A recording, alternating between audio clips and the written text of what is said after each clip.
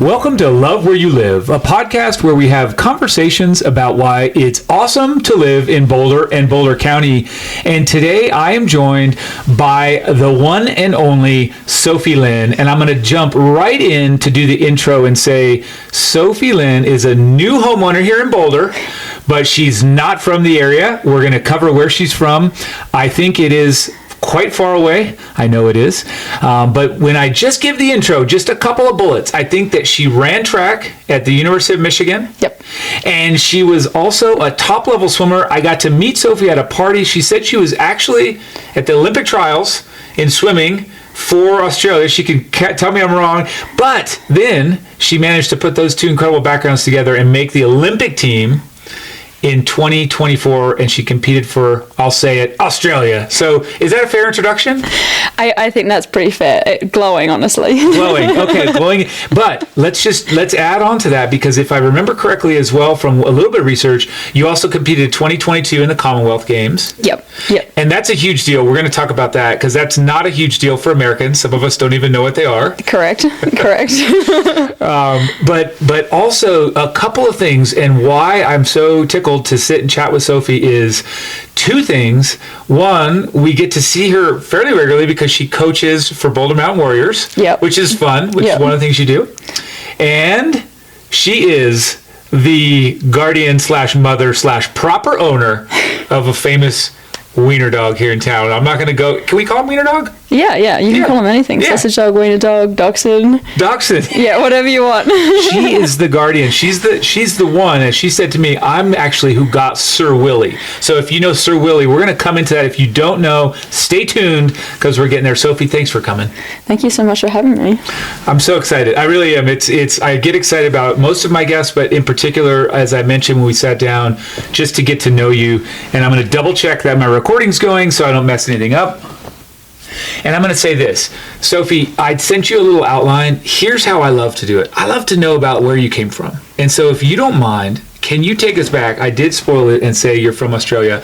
We can tell from the accent. But where did you grow up, and tell us about that? Siblings or activities, or what was it like? I think growing up in the urban environments or rural, what was it like growing up? So I'm from just down the road, Adelaide, Australia. Okay.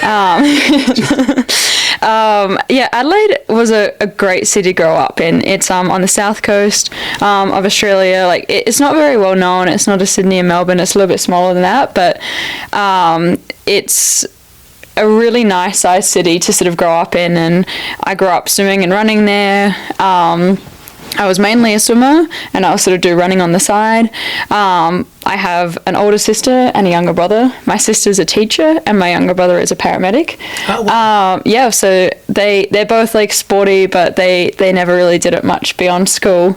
I grew up playing like field hockey and water polo, like at a school level. There's a lot of like school sports, which I absolutely love, but then I was like swimming and running on the side of that. But yeah, Adelaide was a fantastic place to grow up, and I think the funny thing about it is it took me to leave and actually come back to realize how good it was. Like cycling, for instance, so the Tour Down Under is in Adelaide, and the cycling there is phenomenal. And I actually wasn't a cyclist. I didn't ride at all before I had almost graduated college when I was starting to get into triathlon in 2018. So it was hilarious coming back as a cyclist or like as a triathlete who rides, seeing how amazing the cycling is there and being like, oh my God, I have this like absolute mecca at my doorstep. That's right. It was just so like unknown to me, I guess, at the time, because you just take your environment for granted. Well, I guess you do, and that's fascinating. So middle child. Yes, thank you, middle child. Yes.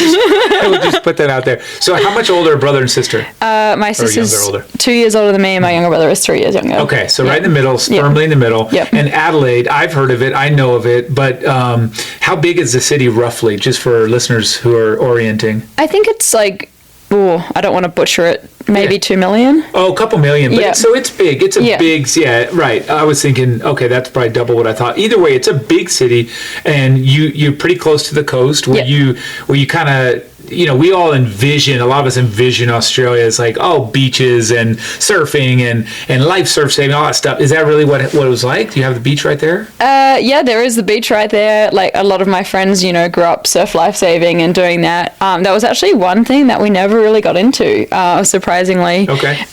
Considering like the swimming and running aspects of surf life saving, but no, definitely a big beach culture. Like, you definitely find that more on the East Coast.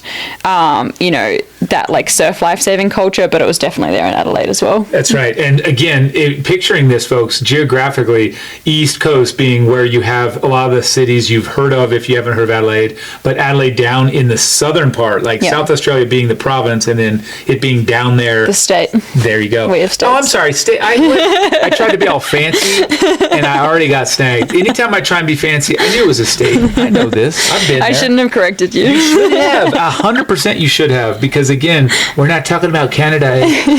No, that's fair. So state, South Australia being a state. Yep. Okay. Yep. And if I do almost feel like I have to go through and name all the states that I know to get geographic like sort of credibility. Yeah. But I'm not going to. So you said field hockey, some traditional maybe, or I don't feel like triathlon is that traditional. So you maybe it is in Australia, but you're doing all the sports. Like, what sport was your favorite when you were 10, for example? Like probably swimming. Like, I was doing that like most competitively from the youngest age. Okay. So if you had asked me when I was 10, I would have told you that I was a swimmer. Okay. But it is funny though, because like triathlon, Australia has such a rich history in triathlon, but it was very much East Coast based. Right. So kind of growing up, like there were a couple triathlons going on and stuff, but it wasn't the same culture as you get on the East Coast for doing triathlons. Okay. No, that's cool to hear. I mean, again, looking at the era and watching and thinking way back, I mean, especially triathlon for Australian women in the in the late 90s approaching the Sydney Olympics, it was huge. I mean, you guys were dominant. It was but nonetheless, that wasn't your environment. Okay, so anyway, I was a bit young for the 2000s. You were definitely not on the start line there. We don't have to talk about that. We will talk about that. So, but field hockey, like, when did you sort of stop and just say, you know what, I'm pretty darn good at swimming? Because you did get to a national level eventually. Is that right? Yeah, like, I think the cool thing about growing up in Australia was there was a really clear delineation between school sports and club sports. Gotcha. The club sports were like the serious sports, where the school sports were for fun. It doesn't matter how good you were at field hockey, you wouldn't just play school sport, then you would also play club field hockey. Gotcha. So I think that really afforded me like the time to play those sports like pretty much up until I graduated high school. Very cool. Just because it was like the commitments were really low. It was like, we had trainings once or twice a week and a game on Saturday. Very cool. At the seasons were short, all of that kind of stuff. So I didn't have to be like, okay, I actually really want to pursue swimming and like have to stop all these other sports, because it was very much like, it was just different buckets. Yeah. Which was cool. So swimming wise, like, there is such a significant pathway all around Australia for swimmers to go from like state swim schools into clubs, and you just kind of keep going. So you never are like, oh, am I good at this? Should I keep going? You just kind of keep going through the pathway, and then you end up training with other people who are going to the Olympics, and you either kind of quit or you just keep going. That's fantastic. So that's kind of where I ended. Like in 2012 at Olympic trials, I was like, okay, this is probably the end of my swimming journey. But is that right? So let's get there. But also just to clarify, does the school also have a swim team? Or no. So it's school sports. Is it distinctly more team sports or ball sports or just okay? Think like rec sports, like at a college. Gotcha. Very like recreational. I get it. Okay. And so you're swimming. Do you remember the first time you jumped in the pool and did a swim meet? Do you remember the age? No. Like even from when we were like tiny, we would have these races on the weekend, and it was called the 400 gold. This is like diving deep into my memory right now. It was called the 400 gold, and the state swim, so like the swim school would put it on like I think once a month, and you could go swim a 400 for time. And I think my youngest, I think I swam my first 400 gold at like 6 or 7. Okay. So, but like, yeah, we just always had those swim meets there. That's and like, so cool. even with school, you know, you'd have swimming sports days.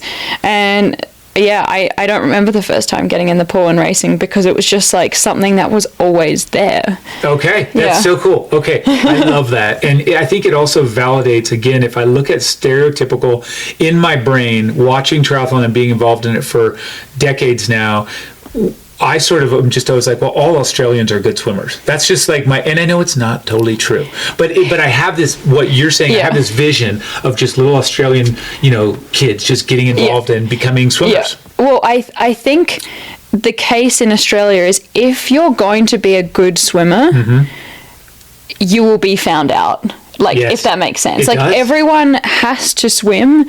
Like, at least for us, it was like part of the curriculum. You have to swim, like, because there's so much water everywhere. And there's so many swim schools everywhere. Like, if you're going to be a good swimmer, like, that pathway will kind of be given to you no matter who you are. Wow. Which is, I think, kind of cool, because it's just, everybody swims. Like, you have school, like, swimming sports days where everyone has to participate. Like, Sink or swim. Yeah. That's amazing. And so when you're in that environment then, and you were, you know, maybe you weren't the best, but you were an exceptional swimmer to get to the level you did, I would say. So correct me if I'm wrong, but when did you find out, like, oh, I'm getting, I'm good. Like, I'm going to go pretty far here. With swimming? Yeah, just along that journey. I don't know if there was like a distinct time, to be honest. Like, I was always training with people that were so good that, like, I was always a good swimmer, but I was like never the best swimmer. I was never like medaling at nationals and stuff like that. Okay. So I don't think I ever was like, oh, I'm gonna like take this and run with it. For sure. I was honestly better at running, even though I wasn't running very much. It was funny now looking back on it. So Olympic trials for 2012, swimming and running, the trials were held the same week. Oh. So I literally went from one to the other. Okay. And then that was my last swim meet ever. And then I kept running. So tell me about that. What was your event then at the trials for swimming? And then we'll leave swimming behind. I know the 200 fly because I qualified by like 0.01, and I'm pretty sure I came last. Okay. Like DFL. And 200 breast, and I think 400 IM. Okay. I think that maybe 100 breast. I can't actually remember now. Okay. So all like the shitty events. All the hard ones. Okay. And so you did that, and you know, okay, dead last, moving on, this is your last swim meet. A week later, Olympic trials for running. And what was that event for you? I went for the 1500. For the 1500. And you said you were always good at running, but you weren't really competing. So how did you end up at the Olympic trials running the 1500? When did running start for you on a competitive level? I was doing a program called like Lille Athletics. Was like, it was a, you know, the Boulder Mountain Warriors of Australia. Okay. Yeah. It's a statewide program, or a national actually level program, where you have like different suburbs have like a Lille Athletics squad, and every Saturday you go out and you do 5 events. Okay. And those 5 events rotate. Okay. So I was doing that, and then I was like running a little bit, would have an interclub like every Saturday that I would run it. Okay. So that's what I was doing. Like, I was, you know, training maybe once or twice a week, and then just like using my swim fitness. But you obviously had the opportunity to run really fast at, you know, any meet. Wow. It doesn't matter how kind of like chill or like low level it is, you know, if there's official timing, you can run a fast time. That's it. Okay. Awesome. And then how old were you when you were at these trials? 17. So you're 17. That's, you know, from a maturity standpoint, emotionally, that might be pretty young. Did that feel okay? Were you just like any other meet when you went to those meets? Yeah, I don't know, you just do it. Yeah. Yeah, good. You just get on with it. Got on with it. That's it. Okay, so how'd the 1500 go at that meet? I think it was fine. Like, I think I was first out of the final. Okay. But I was like kind of fine with it. Yeah. I was like, I was ambitious and I was motivated, but I was never like devastated that I didn't make the final. I think it was like, you know, 2012 was never going to be my Olympics. Right. So it was like, you know, you just kind of go to participate. So okay, Awesome. And now you're 17. You're still. When does school finish for you? Like public school, Australia school. When do you go to college?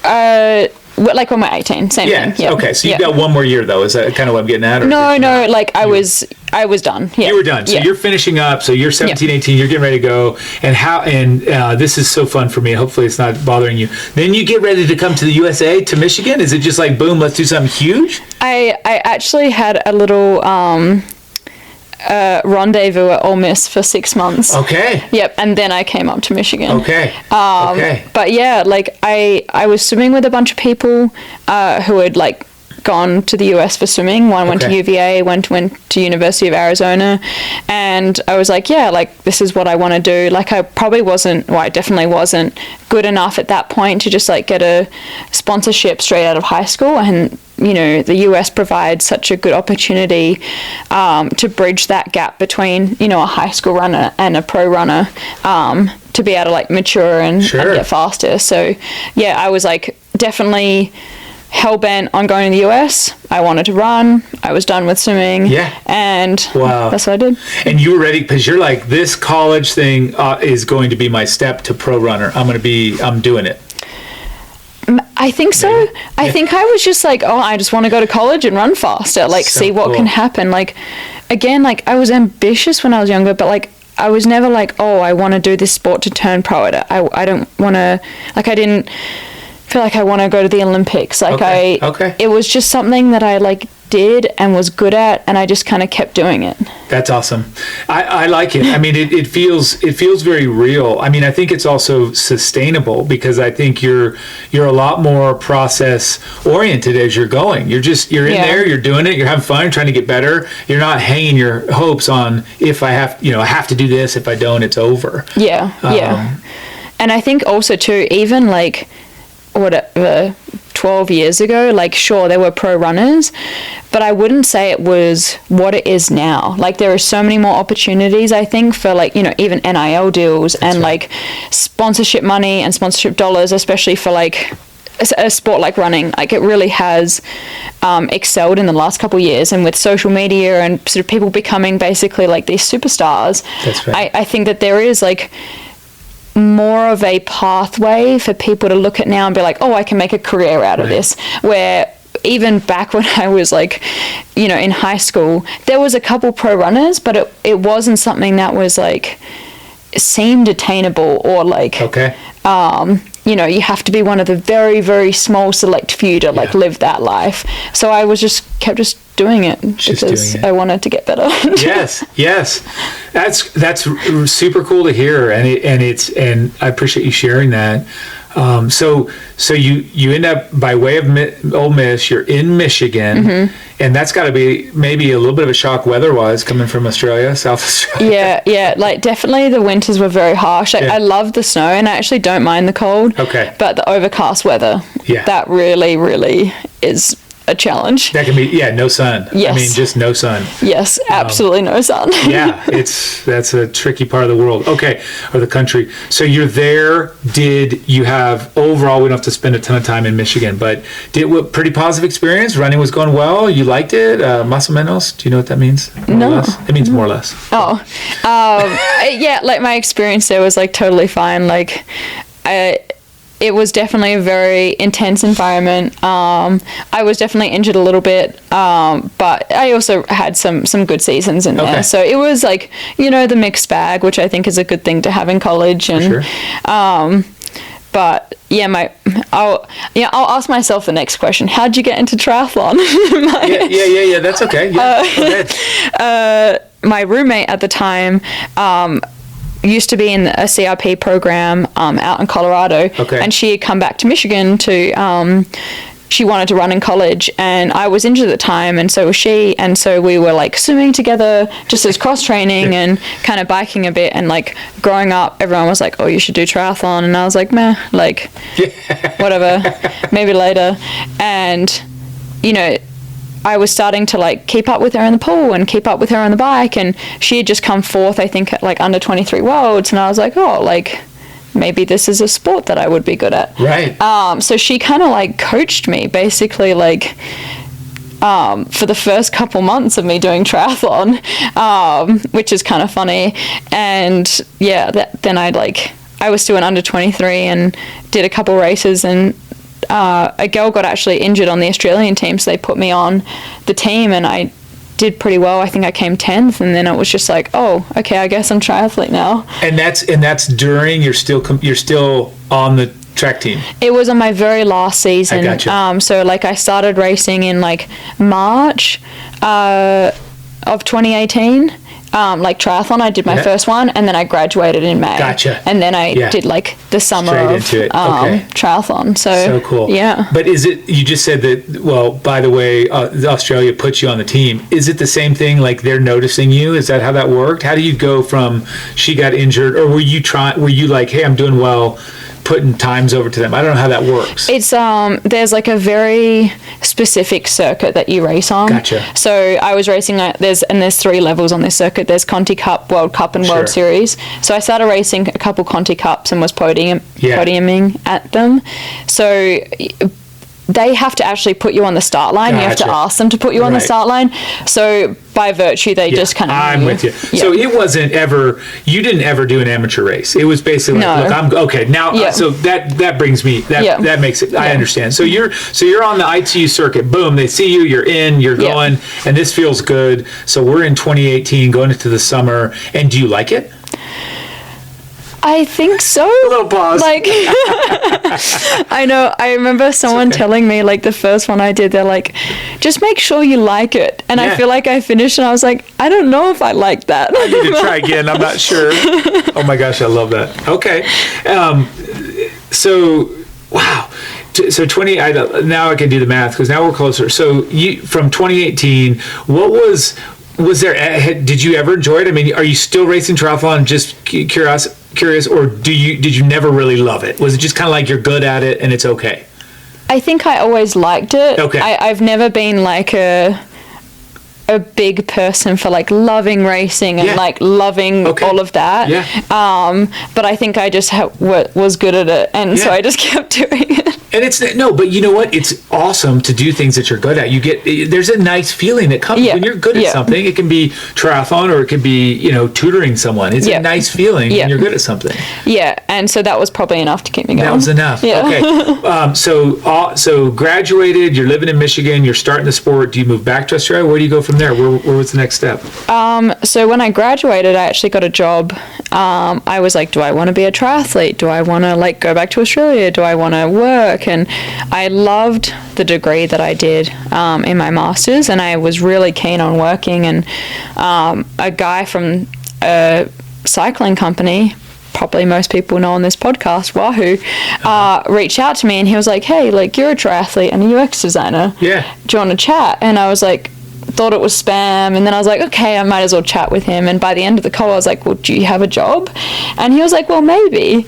And this was in like my very last semester, and fast forward like 6 months, and he was like, yeah, we do have a job. And so basically just offered me a job as a UX designer for Wahoo. And so when I graduated, I was like, well, I guess I'm doing triathlon and I'm working. So first off, for those of us that don't know all these, what was the degree in? The undergrad, master's, and then what's UX? So undergrad, sport business. Master's, human computer interaction. Gotcha. So under the School of Information. That's so cool. I didn't know that existed. That's amazing. And then UX is user experience. Whoa. Like also known as product design, or a UX UI designer. UI is like a user interface. This is I'm learning more than I knew I was going to learn today. And so and then that was right away. You're starting to work. You're doing triathlon. Yeah. Moving fast. Working for Wahoo. Yes. Awesome. And that's based where? Atlanta. That's it. So did you go to Atlanta, or were you able to work remote? I was working remotely, but they had an office in Boulder. Did they? Yeah. I think I've heard of that. Yeah. Okay, so, and thank you for using, I'm a nerd, but you pulled out the proper adverb there and said remotely when I said work remote. It's so much more proper. So once again corrected here, I had to just point myself out. So you're working remotely from Atlanta, but they have an office here. So hey, how about let's give it a try? Is that what worked? Yep. So I was kind of always keen to leave Michigan after college. Like, I loved Ann Arbor in Michigan, but the weather was not conducive to triathlon training, and I was keen to, you know, go somewhere else. So I had just met my partner Alexi at the time, and I was like, hey, I'm moving to Boulder. Would you like to come with me? And so we moved to Boulder together in June of 2020. June of 2020. Yeah. So right in the early couple months of the pandemic. Yes. How'd that go? It was good. Like, weird times. Alexi and I had maybe been dating for a couple months. Like, we accidentally moved in with each other during COVID after maybe dating for about a month. But, you know, we're still here now, which is great. It's a quick trial. Find out if it works. Trial by fire. But I was basically like, look, like, my work has an office out there and there's a lot more people to train with, so I'm going to move and you can move with me if you like. That's fantastic. I like your style. So, and he said yes? He did say yes. Yes. And at this point, you already have Sir Willie?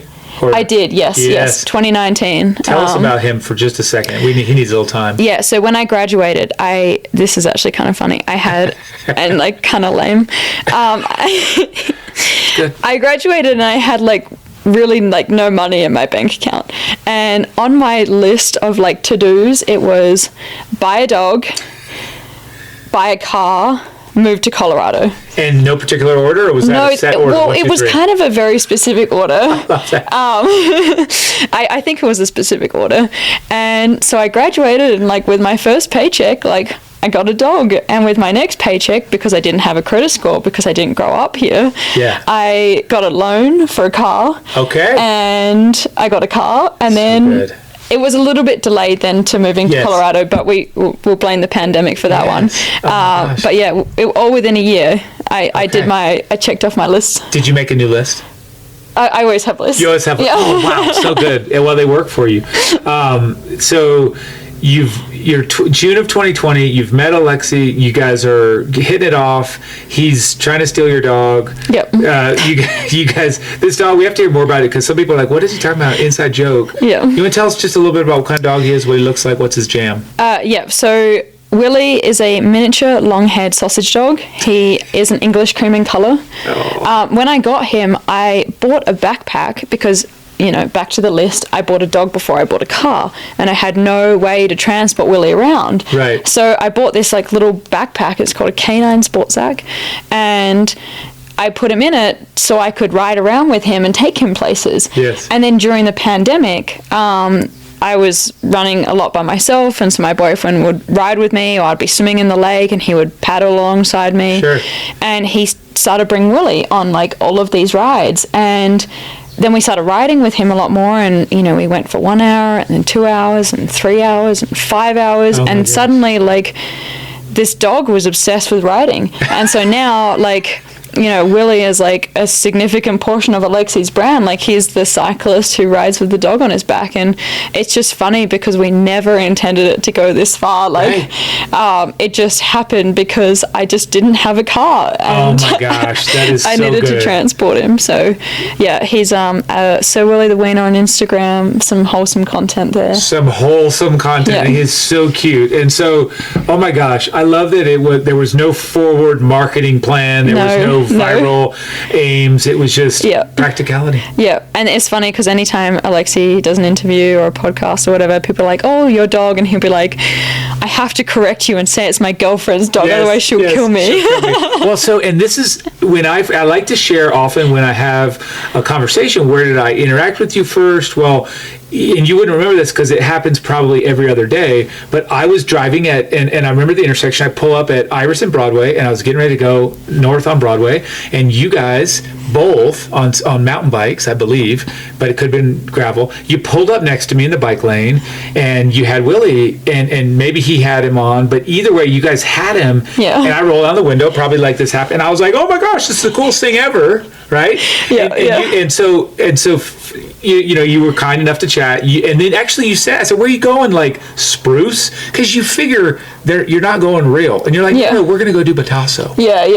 And so that's a mountain bike trail, right? That's a proper single track. Either way, fast forward when then I met you at this cocktail party, Gordo's cocktail party, let's give him a little credit. You That was exactly that, because I was like, well, Lexi, tell me about your dog. Like, my sister-in-law is obsessed with your dog, probably half of Boulder is, half the world, and then you just step right in and say, it's actually my dog. I love that. That's so good. He's definitely our dog, but it is a running joke, and it is really funny, like the amount of times now that we're riding along and we just hear people like yell out Willie's name as we're riding past. Like he really, you know, has transcended the cycling world now. He is famous. So here's another funny thing. You guys obviously travel for work and for racing and whatnot. Well, somebody has to take care of Willie if he's not traveling, and I've seen him on the back of other people. Sometimes, occasionally Willie gets left behind. If the Airbnb doesn't have a dog, but we're going overseas, and so Avery Stum usually takes care of him, or our friend Blair, and they do like to ride with Willie, and who wouldn't? It is funny because I'll get a text from a friend being like, oh, I saw Willie out here, and I saw Willie out here, and I'm like, of course, he's just living his own life. Well, he brings a big smile. He's got that vibe. He's got that long hair flowing in the breeze. And so we'll put a little time out in that, because it's so fun. I don't want to talk too much about it. Well, I do actually, but I had to turn him down as coming, and it's terrible. Sophie said, can I bring him? And I said, worried my dog was going to try and get jealous, and so he's not on the show today. But Sir Willie, Silly Willie the Wiener. So Willie the Wiener. So on Instagram, and then of course Sophie, Linn, and then you can follow Lexi as well. We can talk. He's into the sport as well. Maybe he'll come on. I don't know. You have to tell me if he'd be a good interview. It's kind of stiff. It's funny because Alexi is like the kind of person who talks to a brick wall. We might not get anywhere. I'm the same. So okay, no, he's fun. We got to meet at that party. That was kind of a fun little time. Got to know you guys both a bit. So awesome. Thank you for sharing that. As we take that image and the smiles that come with Sir Willie, you're 2020. You guys are a couple and a dog and a car and a job, and you moved to Boulder and a car and a car. What kind of car was it? It's a Jeep Cherokee. Of course. See, you bought a nice, solid American car. I love it. And it's a great car for Colorado. Tell me about when you make the move. You drive into Boulder. All the bikes, all the swim paddles, and Willie and you guys. What's it look like? How you feeling? We were very excited because summertime had rolled around.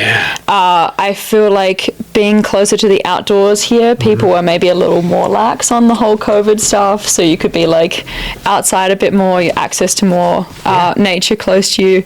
We were living in this little like 2-bedroom apartment, and we didn't have a garage, but we had maybe like 8 bikes. That was a challenge. Of course. I gave Alexi, I was like, you can have this little toolbox of tools, and now we have like a double car garage, and it's like amazing, insane. But we started humble, we started with just one little toolbox. But no, it was super exciting. I was really fortunate to spend some time here on a training camp, and same with Alexi, and I had some friends and friends of friends from college that I ran with or against. So it was really kind of cool that I had this like automatic little group of people of this sort of like post-collegiate running group. That's cool. In Boulder. So, instantly I have like people to run with to show me trails and stuff like that. So that's amazing. What a nice welcome to Boulder.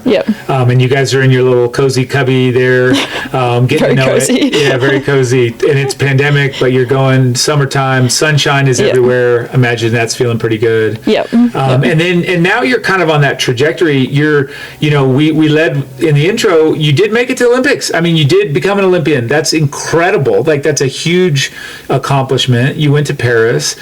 That all happened here in Boulder, right? Like you were getting so tell me a little bit about what was it like getting here? You're still fairly new to the sport. And 2 years into the sport. And tell me about that 4-year progression from 2020 to like Boulder, getting you ready, training, and making the Olympic team. So definitely in 2020, like not many people knew me on the triathlon scene, and they had no reason to. But I was lucky. I had enough training partners just sort of through the running side of things. I kind of just like plodded around a bit 2020, 2021 because, really both those years were really quite impacted by COVID. They were. Especially going back to Australia and stuff like that. So it was really 2022 when we had an auto qualifier for the Commonwealth Games in April. So I went back to Australia like maybe a month prior and was like training with my coach down there and doing some local races, like some continental champs and stuff, which we do for good points. And I went and I won this qualifier, and so out of the blue I kind of qualified for Com Games, and at the time I'd really I think only done 1 or 2 World Cups, and and I hadn't raced a World Series yet, so that just kind of like sent me on this trajectory that I kind of am on today, which, you know, it gave me, they wanted me to get World Series experience, so suddenly they were like, okay, you're doing every single World Series leading up to Com Games, and you know, suddenly I'm in Boulder and I know other people who are going to the Com Games, and they're like, oh, you're going too, and I'm meeting them on the World Series, and although I've known about them, I was kind of too shy to like ask to train with them, but then suddenly they just kind of like all took me in, which was really cool, and I, you know, suddenly I was sort of part of that group of people who were all racing the World Series, which is really cool. Very cool. And so like there was no like official training group, but you just have a ton of people to train with and link up with on rides and runs and swims and stuff all like that. Here. I mean, those people were already here. And that's so cool. And Monica. Monica is like the godmother of swimming in Boulder. Yes, that's, oh my gosh, good name. I tried to invite her on. Yeah. I need to get her on. A little Boulder original too. Yes. I was just at North Boulder. Look at Monica Kaplan, now Monica Byrne. I looked for her name because she actually, the godmother, she had her name at North Boulder Rec Center on the record boards until pretty recently. Really? She was up there, said Monica Kaplan, and we knew her when we were racing, and of course we know her quite well now.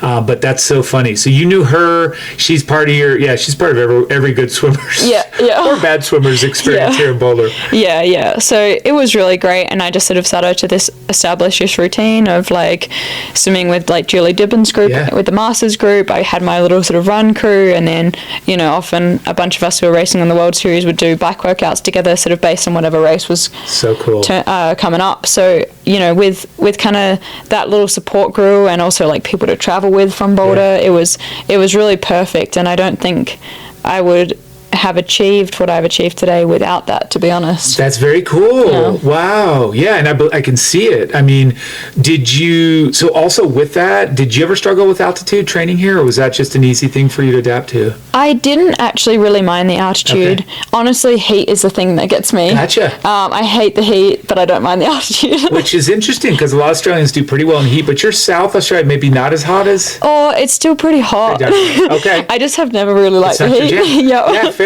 Okay, but you didn't. Okay, and then what about like you're riding on the peak to peak or something like that? It didn't bother you up there either, a little bit higher? No, awesome. Yeah, like obviously, you know, you have to adjust being up here, but I never was like, oh, this has been a really big adjustment or anything. Cool. I feel like I adjusted pretty well. Like I know some people aren't that lucky. They're not, but that's good, and that could. I mean, you know, it was happening for a reason. You were in the right environment. You made stuff happen. You made the right choices, right relationships. That's neat to hear. So now 22 comments. So 22, 23, you're still in Boulder. I mean, imagine, did you travel elsewhere for winter, or were you pretty much here most of the year? We'd always go down to Tucson in February. Very cool. Just because my boyfriend has always done that. And so, like, you know, drag me, kick me and screaming, I guess. Yeah. But that was always like a really nice sort of little winter reprieve, and then usually around late February I would head back to Australia for like a month or so, or to 6 weeks, just because that's when all of our continental racing was. Sure. So it was kind of like, it wasn't necessarily me trying to escape the winter, it was just like we kind of had to go then, because that's when you had to race. Yeah, it worked that way, and and it seems like if you made it through 4 years in Michigan, you're going to make it just fine in a Boulder winter. But, yes, 100%. Right. And then I'd come back in April and I'm like, oh, winter's over. Sort of, and then you get like a snowstorm in May and you're like, what? But I'd be excited about that, because I had just been in the summer. So. Okay, cool. It's so fun. Let's not dwell. If you would just give us a little quick hit, because if I'm sitting next to an Olympian and I don't ask a couple questions about the Olympics, I suck.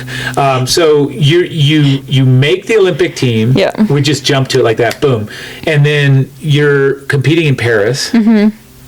Was that amazing? Was it meh? It was a phenomenal experience. Okay. Like, I wouldn't be like, oh my God, it was amazing. It was the best thing ever. Like it's a really weird experience. Tell me more. And it's like, but it's like really like phenomenal and life changing. Like just because of how exclusive it is and hard it is to make an Olympics, and especially somewhere like Paris. But I think there's so much happening, and there's so many new experiences, and there's so many like pressures that are being put on you, that it's incredibly overwhelming but incredibly special. And really being there in the village, we were in the village the whole time. You realize, the Olympics is so much more than sport. It's just like, it's about bringing people together. It's about like everyone, being equal, for 2 weeks and having that opportunity. And like, there's, everyone has free healthcare. Like everyone has like the same accommodation. Everyone has enough food, like it's like kind of this like very like meta idea of like this sort of perfect world. And maybe I'm thinking too much into it, but that's how it felt for me anyway, of like, everyone's just like living in like peace and harmony for like 2 weeks during this, from like, doesn't matter where you're from, it doesn't matter who you are, like, and you have like these extreme humans, you've got these tiny gymnasts and these huge basketballers, and like, so like physically everyone looks just like, you have like the full range of like everyone. In the world, like represented literally almost in this village. But yeah, so it's a really cool experience, and just very unique, but it definitely takes a while to sort of think about it and like decompress from it, and like, kind of, just like digest through everything that goes on there. I bet. I mean, it's not even been a year. You said something that's kind of cool, and my takeaway is like you're an Olympian, which is very exclusive, and no matter what your experience there and how you look back on it, as that changes, that constant will always be there. Yeah. That's pretty cool. It is very, very cool, and it's very easy to get wrapped up in the moment. But I was like very adamant when I was in Paris to like have a positive experience, no matter what, like no matter how like potentially bad the race could have gone, or like things that could have happened. I was like very determined to like be like, I'm not going to let a race result ruin my experience if things went south or whatever it is, which I'm lucky it didn't. I had like a very like mediocre day, which is totally fine. It was neither fantastic and it wasn't terrible, and I'm very at peace with it. Yes, it sounds like it. I think you're very mature. I mean, I love that you went in there saying, I won't let it get skewed, because it's really easy as an athlete to let the results or little parts of the experience throw us off. It's really easy, I think. Or you're like, oh, I didn't get a medal, like I'm a failure. It's so easy to feel like everyone's like medaling around you and so successful and so good, and you're like, you're not very good, and it's you have to hold perspective, that's for sure, because you are in such a elite exclusive club that it's like no one here is a failure. Like, no, that's right. Good for you.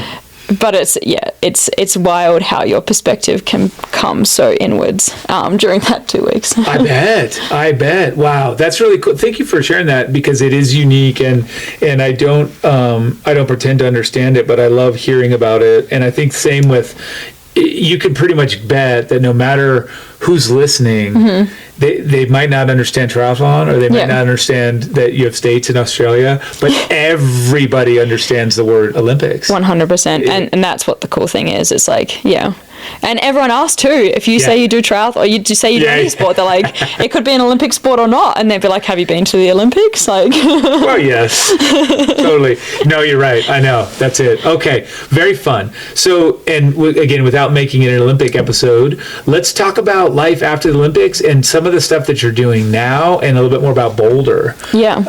So, and please jump in, but tell me this: you're only what, 6 months? How many? 8 months since the Olympics, right? 9. 9. So we're not quite a year. 10 months. Okay. So go ahead. So I'll ask a question. Did you walk away saying, like you did at the Olympic trials for swimming, at the Olympic trials for running, did you walk away thinking that may be my last triathlon? I definitely thought about it. Yeah. Yeah. Okay. I'm just curious because that's a big, because you could easily just be like out on top.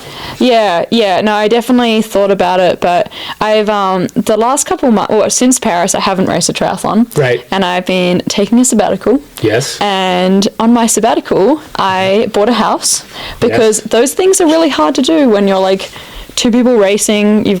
I switched jobs last year as well, which, you know, fantastic opportunity. I now work for SRAM as a product designer.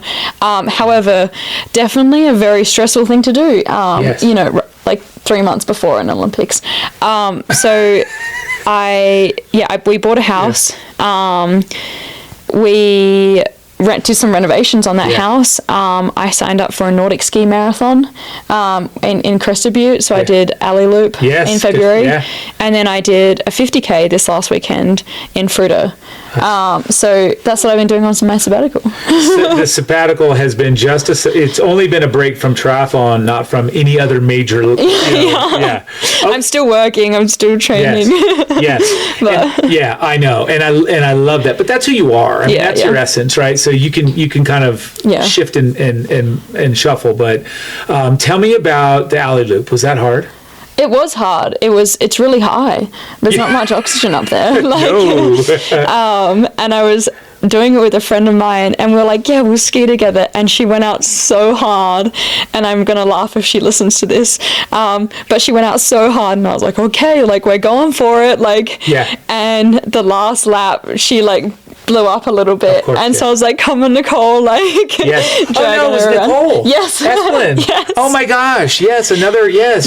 Oh wow. Yeah. So you know Nicole, Nicole gets after it. Oh yeah. And so we were skiing together, but it was definitely a very funny experience. We'll send her we'll follow up some questions with her. So so you had to drag her home, is what you're saying. But she dragged me through the first half, but very quickly. Now that is cool, and just for those that don't follow, that's 42K? Is it 26 miles? Yes, it's a marathon. It's a proper distance marathon, but super fun. Costumes, in and out of town, hard, good. You can be serious, you can be not, you can be both. Yes, exactly. So it was really fun. Like, and I think it was like maybe the week or two before the World Series was starting in triathlon, and it was like just a really cool thing to be like up skiing in Crested Butte when usually I'd be like in Australia or Abu Dhabi, and that I think was like really what I needed. So good for you. So awesome, very cool. And then you went to Fruta, you did the 50K. Yep. You got a podium. Yep. I knew it. Yep. I saw it. I actually saw it on Instagram. So. Yeah. I came third.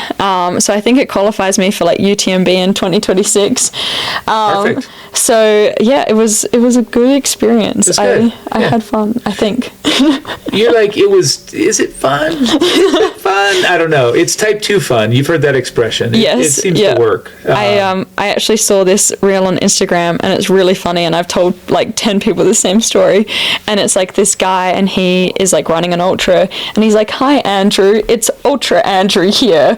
I just want to say, please stop signing up for ultras. Like, they're not fun. And for some reason you don't come on this journey with me, but you just keep signing up. That's hilarious. And I was like, that's hilarious, because right after I was like, maybe I'm like kind of good, you know, I maybe don't need to do that again.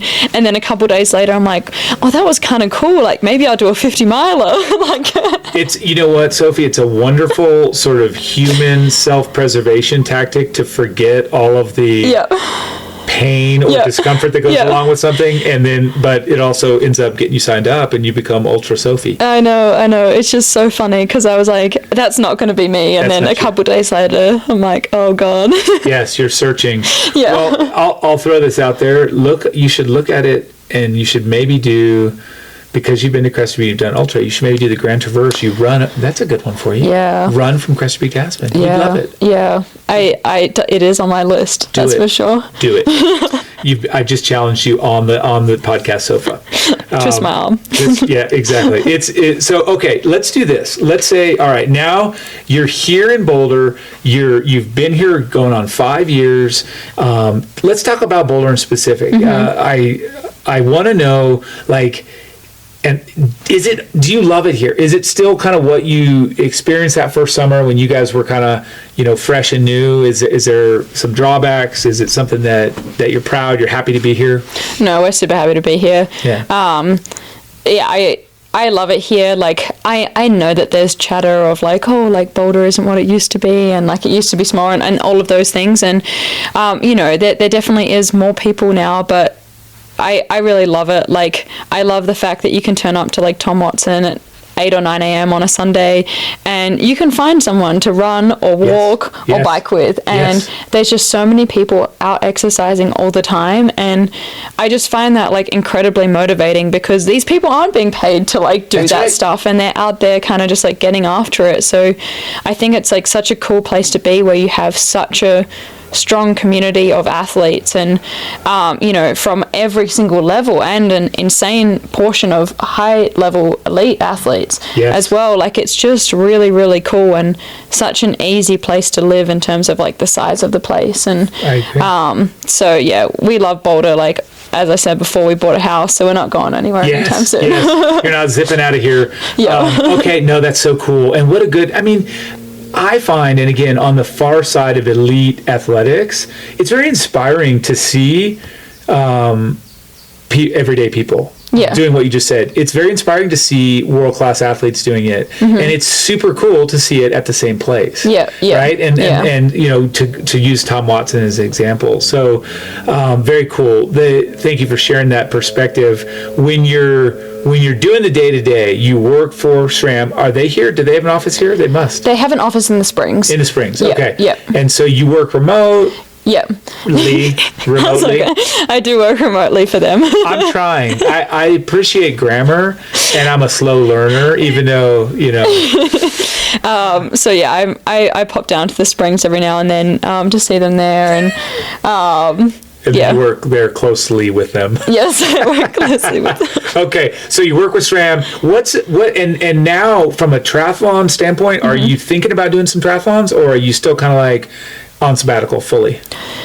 We're looking to see what the summer will hold. Yeah. Good. Yeah. Okay. And this is not something, I'm not going to hold you to. You could be like, I'm going to do Ironman Coeur d'Alene. And I'll be like, okay, she said that, and then not do it. Don't worry. Our listeners are a little bit softer here. More forgiving. We're not soft at all. We're forgiving. And then what is to you, and some of the questions I sent you, but like, what is an ideal day in your world? Can you give me, if I were to tell you, and I'm giving you a little time here, it could be winter, spring, summer, fall. It could be with or without Alexi, with or without Sir Willie. It could be bike, work. It could be anywhere in our little area. Yep. What would it look like to have a perfect day, start to finish? Take us on the journey. Okay. This is really hard. I know. If you need more time, we can... No, I don't need more time. Good. I have one. Yes. Okay, go. Okay, so I think the best time of year is in the spring, when you can still go and ski, and then you can like ride at the same time. Yes. Okay. So I'm thinking like you go up and you do a little Nordic ski in the morning, and then you come back down and maybe you go to Scratch and get a burrito from Alan. Okay. Veggie burrito. Perfect. And have some snacks, and then you go back, you have a nap, because the days are longer. Yes. And then you go and ride Chapman at like sunset, because the days are long and it's warm and everything's turning green, and Willie's there and Alexi's there. That's amazing. Yeah, you can do the double. You can do the ski and the ride, and it's in shorts and t-shirt. Shorts and a t-shirt. Yep. What about, so you've referenced, so you've woken up, you've skied Eldora early, you've come down Scratch, right down Pearl, and you're taking a nap. You grab the dogs. You guys go out after you're finished riding. Are you guys hungry? Do you go out for dinner? You eat at home? How's that look? You know what's a really funny like COVID habit that we picked up? Tell me. Was getting takeout from places and taking it to parks. So, I know. I love that. Keep doing that. I want, and reminder, Amanda, we need to keep doing that. Go ahead. Yep. So I really love to like go get takeout, like a good carver or something, or like, if you're feeling fancy, like a Harper, and take it to North Boulder Park and chill out. Oh, I had to translate the Australian. You said kava. Yep. I didn't hear it correctly at first, but kava is very cool. So Hapa, good. Yeah. Hapa, Yeah. grab it. And where would you eat it, did you say? Like North Boulder Park. North Boulder Park. Yeah, Just sit there. a classic. What a love. That is beautiful. And Yeah. you know what? The really my favorite part of these conversations is I get ideas. Yeah. And that's something that you just nailed it. It is really special if you can ski in the mornings, ride in the afternoon. Yep. And then a meal out, one of our beautiful parks like Boulder. Okay. Yeah. Sweet. North And there's like, now that I'm thinking about it, there's like so many, I was like, I probably would have run before I skied, but we'll keep it like, let's not make people think I'm a psycho. No, we don't. We're all with you. We're all trying to figure out how to get it all done. Yeah. I love that you, so would you, okay, I don't have to, I'll probably a little bit. Does Alexi ski? Would you take him or you're skiing with some? He's a better skier than I am. Oh, yeah. Yeah, he's a really good Nordic skier. I'm a better downhill skier than him, but he's a better Nordic skier. Okay. Yeah, that's on record now too. Yeah. Awesome. Well, that's very good. Let's do a couple of quick hits and then I won't take your entire day, I promise. We're pretty well on time here, but what is, you don't have to play favorites here, but give us top 2 favorite places to grab a coffee if you go out for coffee. The North Boulder Spruce. Yeah. Just because of the location of it. Okay. And then probably Scratch because of the proximity to the burritos. Yeah. On site. Okay. All right. Good. And then you mentioned Hapa, Kava, Scratch. Could you, if you brought someone from out of town, all the way from Australia or anywhere, and you're taking them out for maybe 2 meals, those 3 don't count. What are 2 new restaurants? 2 new favorites that you could share with us? Pizza Alberico. Yes. And what's that steak place on the roof? The fancy place. Carita. Yeah. Yes. Just because of the views and the gin bar. And gin and views. Yeah. Almost said gin and juice. But yeah, sitting up there, those views are unparalleled. Yep. Okay. Very Carita good. and Pizza Alberico. Okay. Nice work. Yeah. And then if we were going to say you had to pick, again, I like to reference this way. Your friend from out of town, you want to take her for a trail run or him for a trail run. Where are you going to go for a run? Anywhere, hour drive or less? Oh, there's too many options. You can't say hour drive. Less than an hour drive? Or more? Okay. You somewhere close. 30 minutes away. I did. Hey, give us a far away one and a close one. Like that way you can eliminate some. But what are your... Heck, you could give me as many favorite trails as you want. It's so hard. Okay, like Caribou in the fall, like Caribou. Anywhere up, like in Brainerd. Nice. Like do an Autobahn or something. Okay. Or if in Boulder, like a Dowdy Draw. Perfect. Or like a Lion's Lair. See, you know your stuff, Sophie. You know your stuff. I just have some good friends. Yeah.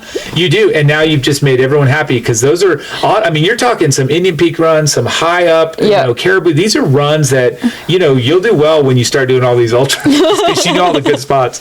But truly, Dowdy Draw, I first heard about Dowdy Draw from one of your people, Lee Troop, 20-something years ago. Yeah. Before it was a nice trail. Yeah. It's fun to see that. It's a great spot. Yeah, they call it the Road Runners Trail because it's like just rocky enough, but just smooth enough. And, totally. And you get some really good views. Hilarious. Yeah. So, it's the views and you won't get hurt. Yeah. Probably. Yeah. Very PG. Yes. Awesome. Well, I guess just to kind of be able to close it out, if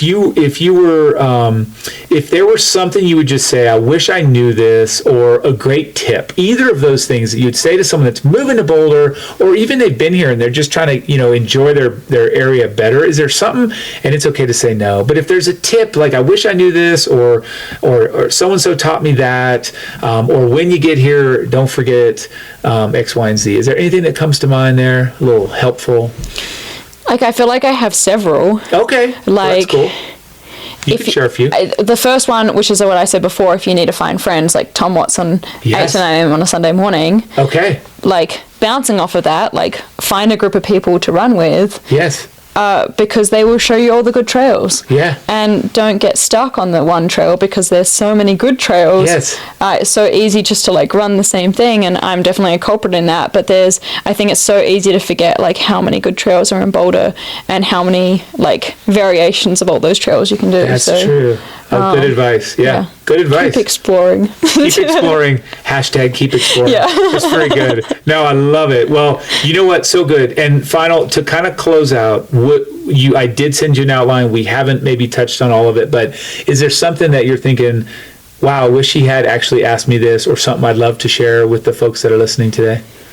I think we I feel like we covered a lot today. I do too. Yeah. Boulder's great. I love it. Yeah. It's I'm with you. actually, the only thing is, like, you know, if you see a dog in a backpack, make sure you say hi. There you go. And if and yell out Willie. It's probably Willie, but I know. Well, you could be starting a whole trend.